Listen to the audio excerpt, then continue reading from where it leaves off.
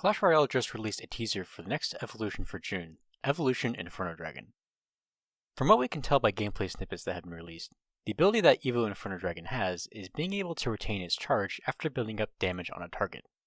After destroying a target at max charge, it will retain it for 9 seconds, which allows it to resume attacking at the same strength when moving on to the next target, unless it is zapped. This allows the Inferno Dragon to completely melt through all of the tanky troops in the game, as well as the towers themselves, one left unattended. See, this is what I'm talking about. They keep adding in these broken-ass evolutions just to keep people playing the game. I saw some comments that were like, finally a balanced evolution, and I was like, how is this balanced? It's a direct upgrade, and unless you have one of the 5 cards in the game that already is a direct counter to this, there's no easy way to deal with it, especially if it locks onto the tower. If that manages to happen, it's just gone. Poof, gone. Like that. Tower's gone. Okay, maybe that's an overreaction, and maybe it's not completely broken. Maybe it's balanced, but I don't know. Just at a first glance, doesn't that seem kinda, even with the 9 seconds cooldown, that's just... And after seeing that, it kinda got me thinking, how well designed are the evolutions in Clash Royale? Not like good, but like, how creative are they? What did they add to the game that feels fair to fight against? Is it reasonable to say that someone without evolutions is at a severe disadvantage when playing the game? Or is that just a hyperbole? So, I decided to look at all of the evolutions in Clash Royale and rank them based off of game design. Hello, it's me, your pal Al. This is sort of a follow-up video to my recent devlog for Estheta, which first off, I legitimately was not expecting to pick up that much traction. Like, damn, wow. I figured that while I'm on the topic of Clash Royale, I wanted to discuss the game design of each of the evolutions in the game, and whether or not they're considered good game design. Before I begin, I would just like to say that game design is a subjective topic, and what I consider to be good game design may be different from what other people consider to be good game design, so take everything that I'm about to say with a grain of salt. I figure that since I am a game developer and have a pretty decent track record in terms of making games, then it might be a more unique perspective. Still just an opinion though. That being said, let's talk about EVOs. Before I begin, I'd just like to lay out what I consider to be good game design in terms of Clash Royale. What makes an evolution good can be incredibly vague, but I can tell you what I consider to be a bad evolution. To me, a bad evolution is 1. Unfair. Evolutions that are a direct upgrade to a card and either mitigate counterplay or make the card easier to use are not good. Someone who does not have a direct counter or any evolutions should reasonably be able to deal with it. 2. Boring. An evolution should be fun to use and to fight against. It should have an equal risk-reward balance instead of being something you just place down to stall out a match. And 3. Out of place.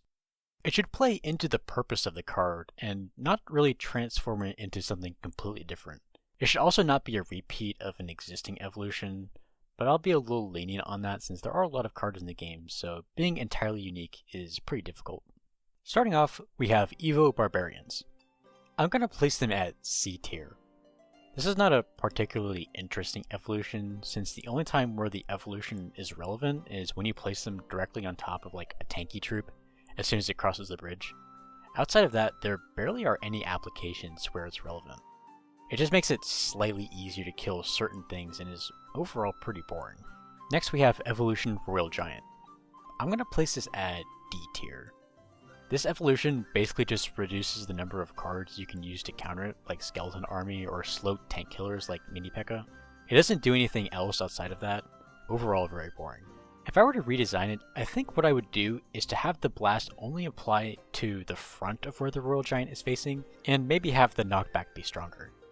That way if you do have Skeleton Army, you can use a building to have it target the middle, and then use the Scry behind it to counter it easier. Next is Evolution Firecracker, F tier. It's just a direct upgrade, and it just makes it easier to get extra chip damage on enemy troops in the tower. Arrows is very prevalent right now because of how annoying this card is to fight against. It's practically a win condition. Like, the blast it creates literally covers half your side of the arena. It gives you a higher reward without changing the risk. If I were to redesign it, I think the first thing I would do is to remove the area effect from the shrapnel sparks, and have it only apply to the central one. Or you could remove the area effect and have it shoot out additional shrapnel behind them, kind of like a recoil blast. Like if you place something to distract the firecracker and then something behind it to kill it, it'll still deal some extra damage to behind it. Or you can just have the central blast push things away from the blast. Like if it hits like a group of air units, then it'll space them apart. I don't know if those ideas are better or worse, just some food for thought. Next evolution is Evo Skeletons. I'm going to put them in A tier because I think it replicating itself is actually pretty interesting. This evolution basically turns it into a high risk, high reward card. It gives you like a Skarmy for 1 elixir if you use it correctly. It's also pretty easy to counter if you have Zap or Splash cards, which also makes it a good Spellbait evolution. Every time I see Evo Skeletons, I'm like, shit, kill it now! Which I consider to be fun. Next is Evolution Mortar. I think I'm going to place it at A tier, although I do think it kinda teeters on it being a direct upgrade. It does make it a high risk, high reward card, since if you can get it to lock under the tower, then it deals some extra damage. It can also be used to create some unique interactions, since it can repetitively spawn units on the enemy's side. For example, it can be used to counter Inferno Tower on the enemy's side if they just cycled it. I just kind of consider it to be similar to Goblin Barrel, where it's something that you could sort of easily counter, but if left unchecked, it can be pretty detrimental. Next is Evolution Knight, which I think I'm going to place in S tier. Knight is overall a pretty solid card, and I'd say the evolution matches the amount of solidness. The damage reduction only applies while it's moving, so it kind of gives the Evolution Knight a new function while also not mitigating counterplay. I'm glad that they removed the stat increase to evolutions when they were first introduced. The Knight was insanely busted when it was first added. I would have put all of the evolutions that had a significant health or damage increase directly into F tier, because that just completely ruined Clash Royale for a few months. Evolution Firecracker not dying to arrows? That... I don't know what Supercell was cooking back then, that's just messed up. Next is Evolution Royal Recruits. I'm gonna put this in C tier. With non-evolved Royal Recruits, one thing you can do is spell cycle onto one of the towers if they're placed in the back, which can help take care of the shields. But doing that on Evolution Recruits forces you to react to the charge that they get from that. And not only does that make them deal more damage, but there's also 6 of them that you have to deal with.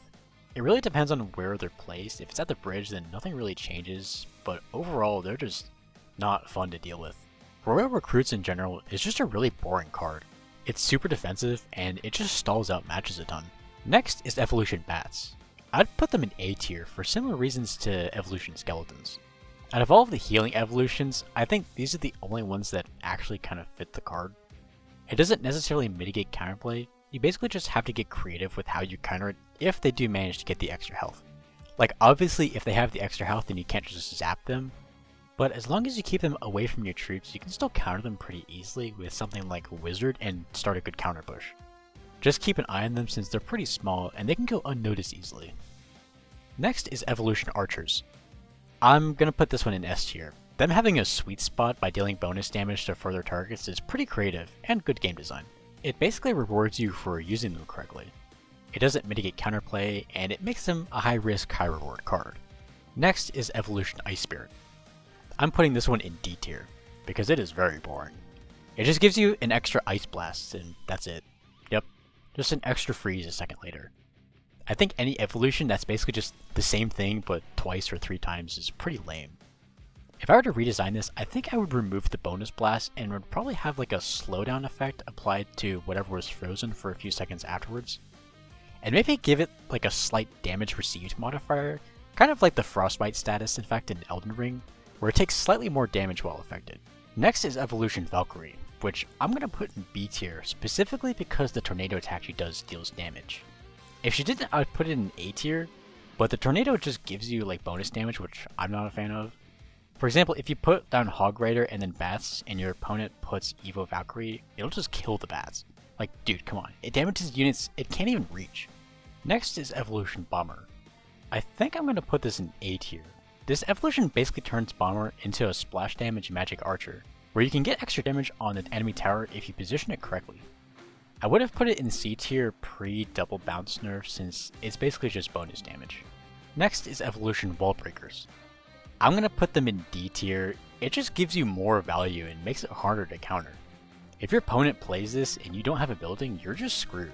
If I could redesign them, I think I'd just have them explode on death, like no second health bar. Like if you use a troop instead of a spell to counter them, you get free damage on that troop, which makes it harder for them to counter push. Or maybe just have like a lingering fire effect if they do manage to connect onto something before dying. Next is Evolution Tesla. I'm gonna put this in C tier. It's meh.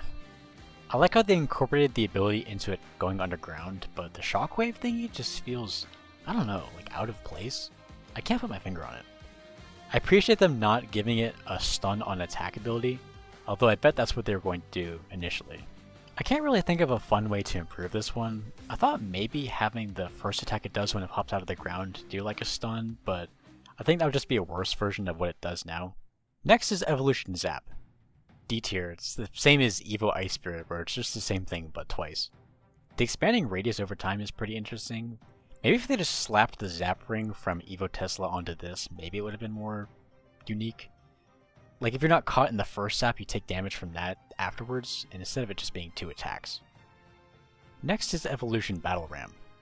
So this one has a lot going on. It crushes enemies while it's charging, and it doesn't immediately break when it hits something. And because it has both of these, I think I'm going to put it in C tier. If I had either of those things individually, I think I would have put it in B tier, since I feel like both of those effects have their own unique list of counters. I do think it not breaking on impact is probably the funnier effect, since if you place a building at the bridge while it's charging, it'll bounce off of it, and then on the tower, and then back like a pinball, so you kind of shoot yourself in the foot by doing that. Next is Evolution Wizard. I'd probably put this at C tier. It just lets the wizard survive for a little bit longer. It's not super interesting.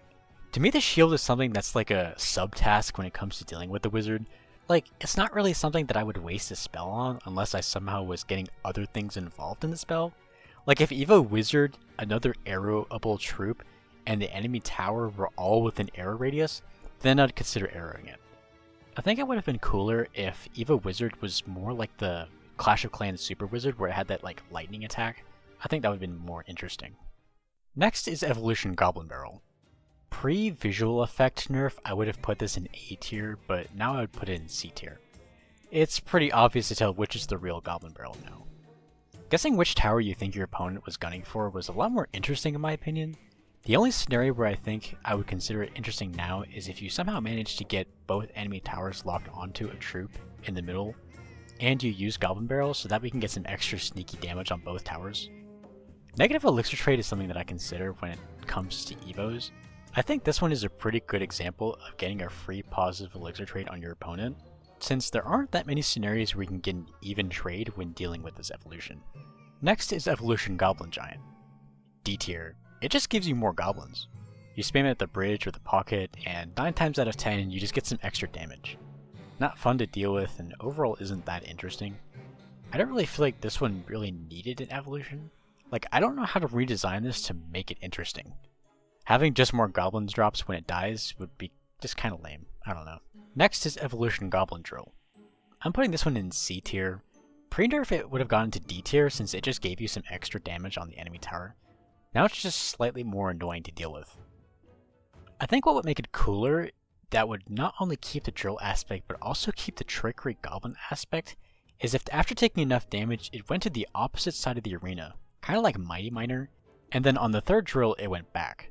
I know that would kind of defeat the purpose of wanting to take down one tower and not the other, but I think that would be unique. You could also have it deal damage to troops that are above it while it's drilling towards the tower to the other side, but I think they're going to save that for a minor evolution. Next is Evolution Goblin Cage. This one I'm going to put in A tier. It gives the Goblin Cage a new function, and it only applies to the cage itself. I feel like it would be slightly better if troops weren't dragged into the cage, and instead the Goblin Brawler just kind of sucker punches troops to knock them back and maybe briefly stun them. But I think it sort of being like a pseudo Inferno Tower is an interesting concept. It is pretty goofy to see like huge troops get dragged into like the tiny cage. Speaking of huge troops, now we're at the 2 big ones. The first is Evolution P.E.K.K.A. I'm going to put her at D tier, at least specifically for the healing part.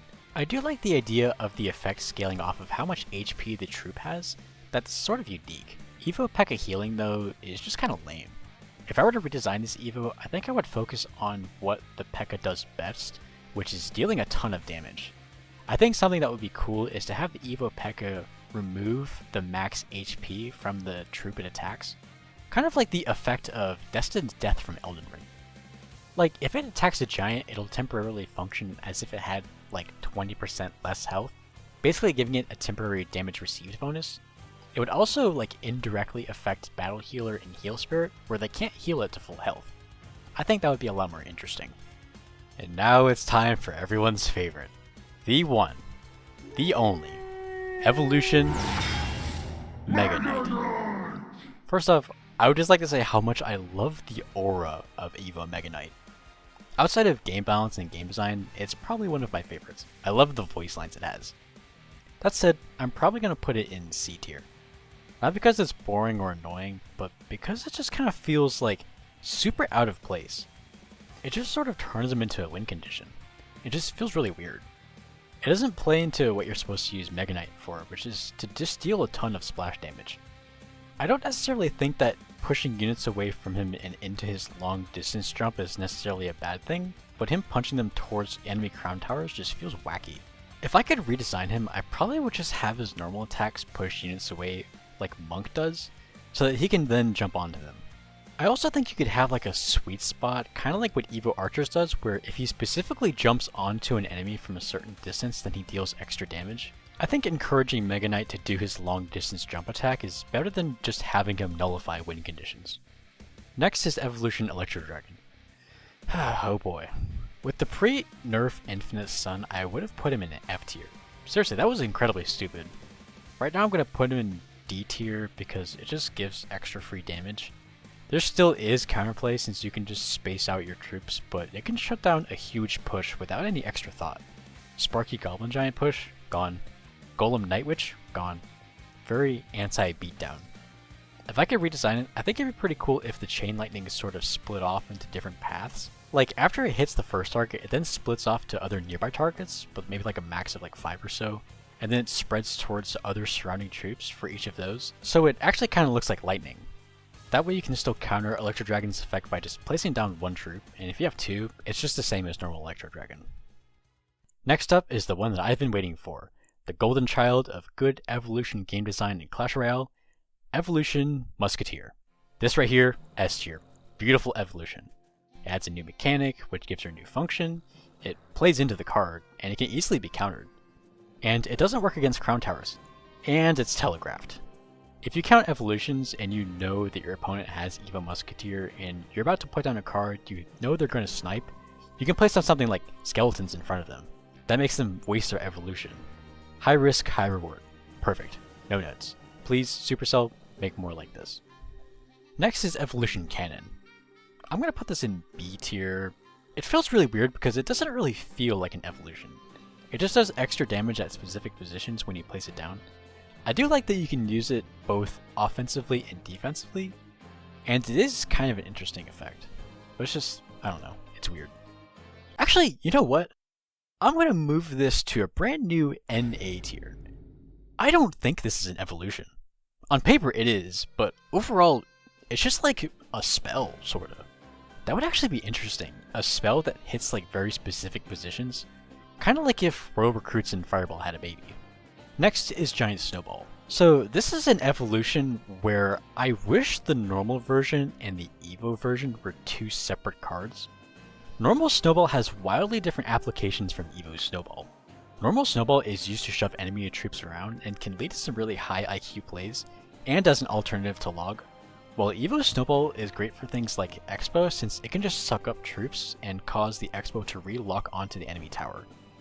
I'm going to put this in S tier because I think the evolution itself has some really interesting applications, but I'm keeping in mind that the normal counterpart should be used in different scenarios. Next is Evolution Dark Goblin, which I'm going to put in S tier. I might be a little biased because I actually really like Evo Dark Goblin, but I think it's a pretty good design. It adds a new mechanic with the poison, and since it's already a high risk, high reward troop, it now has more value, so taking it out is now a higher priority.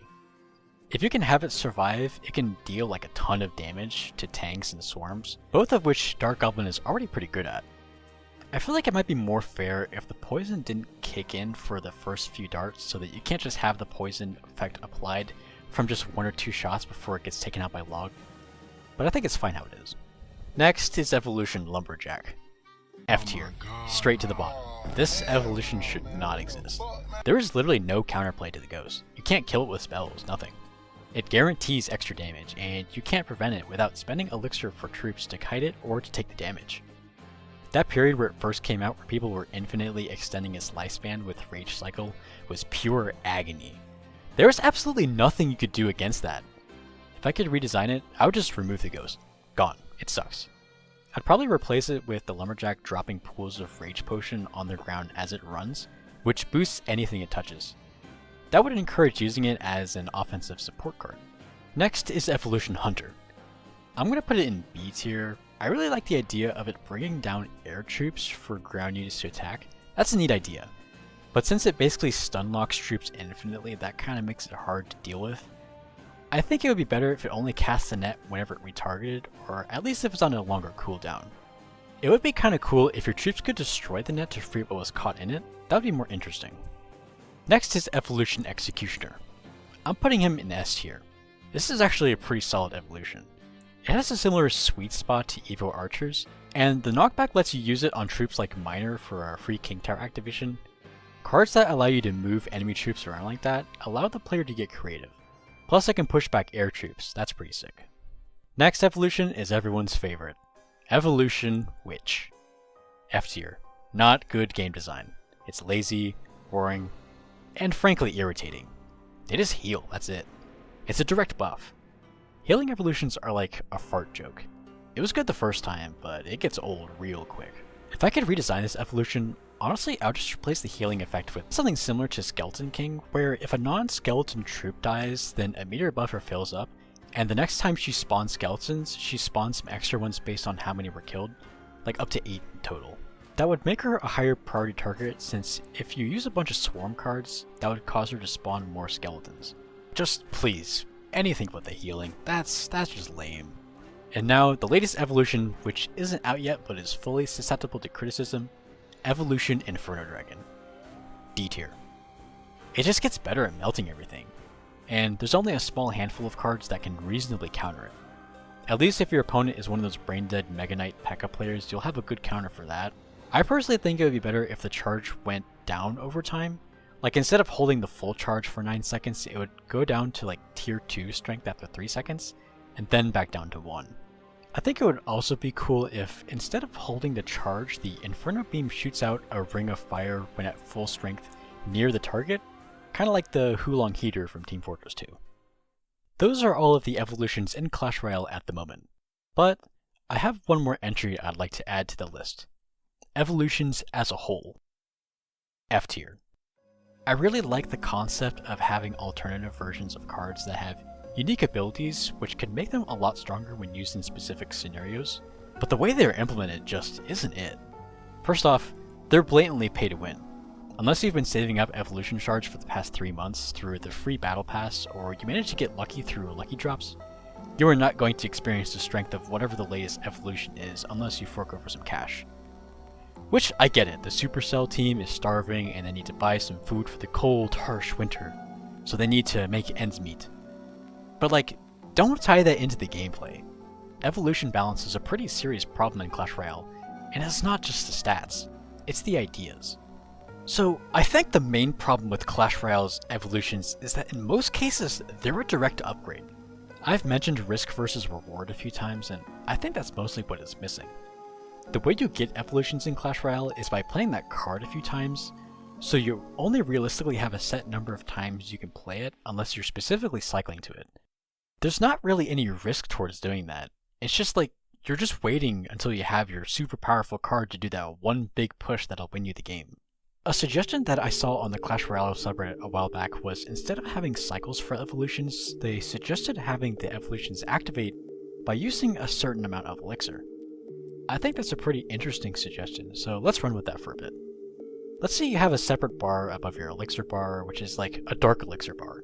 This fills up by playing cards, and when you want to play an evolved version of a card, you spend your dark elixir by pressing a separate button above the card, or by doing a gesture like pressing and holding down the card, or swiping up while selecting it. This not only allows you to use the evolutions without having to play the card first, thus removing the cycle aspect, but also when you want to evolve the card.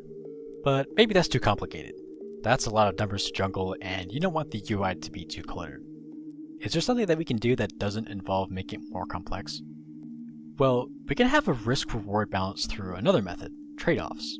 Instead of evolutions being something that you cycle to, they're just an alternative version of the same troop that you can swap to on the main menu. And instead of them being direct upgrades, you can increase the risk by adding downgrades to other aspects. For example, Evolution Firecracker could die to log. Evolution Dark Goblin deals less base damage. Evolution Mega Knight doesn't deal splash damage on its normal attacks. That would definitely make the meta way more complicated since you have to memorize who does what and so forth. Or you could just have evolutions cost more elixir. For example, Evolution Mega Knight could be 8 elixir. It feels like an 8 elixir card. Everything is already centered around elixir anyway. Well, what if that's also too complicated? Isn't there something simpler? How can we make Clash Royale more fair without introducing a bunch of intricate systems that would be a nightmare to balance? Well, is there a way to do that? Evolutions in Clash Royale are inherently unfair. The name even implies that they're an improvement to a troop. Any kind of PvP game that has unlockables that are in essence direct upgrades is going to be unfair. Outside of outright removing evolutions from Clash Royale, I can't really think of any reasonable solutions towards solving the problem. At the very least, they could not have it be primarily locked behind a paywall so that everyone can enjoy whatever the latest broken evolution is before it gets nerfed. Clash Royale isn't the first pay-to-win game, nor is it the last, but I do think it's important to keep in mind which games are so you know whether or not you're being taken advantage of as a consumer. That's all I wanted to say about Clash Royale's evolutions for now. Hopefully it kind of brought something new to the table. Again, just wanted to reiterate, these are my opinions. If you think cards like Evolution and Inferno Dragon are perfectly balanced, totally valid opinion. If you enjoyed this video and like what I make, feel free to hit the subscribe button and check out my socials. Again, I really appreciated everyone who watched my last video, and I hope you enjoyed this one as well. Thank you for watching, and I'll catch you later. Toodles!